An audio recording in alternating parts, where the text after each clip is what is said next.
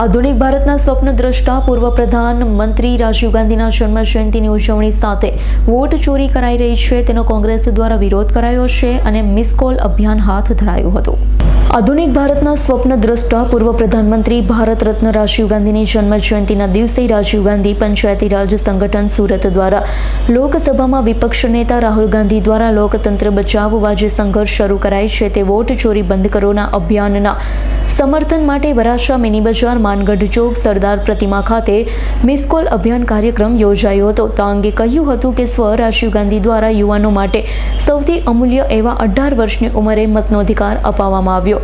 આજે આ ભારતીય જનતા પાર્ટીની સરકારમાં છીનવી લેવામાં આવી રહ્યો છે। લોકતંત્ર ઉપર જે પ્રમાણે વોટ ચોરી કરી હુમલો કરવામાં આવી રહ્યો છે ત્યારે તેને બચાવવા માટે યુવાનો પણ આ અભિયાનમાં જોડાય અને લોકતંત્ર બચાવવા માટેની લડાઈને મજબૂત બનાવે તેવા હેતુથી રાજીવ ગાંધી પંચાયતી રાજ સંગઠન સુરત દ્વારા સ્વર્ગીય રાજીવ ગાંધીજીની જન્મ જયંતિ નિમિત્તે કાર્યક્રમનું આયોજન કરાયું છે। આગામી દિવસોમાં મિસ કોલ અભિયાનને સુરત શહેરના દરેક ઘર સુધી લઈ જવામાં આવશે તેમ કહ્યું હતું। આજરોજ સુરત શહેર માનગઢ ચોક ખાતે સમગ્ર દેશની અંદર દેશના વિરોધ પક્ષના નેતા એવા રાહુલજી અને ઇન્ડિયા ગઠબંધનના તમામ પક્ષો એક થઈ અને લોકોના જે મતનો અધિકાર છે એ છીનવવાનું જે ચાલુ થયું છે દેશની અંદર, જેને મત ચોરી એટલે કે જે વોટની ચોરી થઈ રહી છે એને રોકવા માટેનું જે અભિયાન છે એના ભાગરૂપે સમગ્ર દેશની અંદર કાર્યક્રમો ચાલી રહ્યા છે।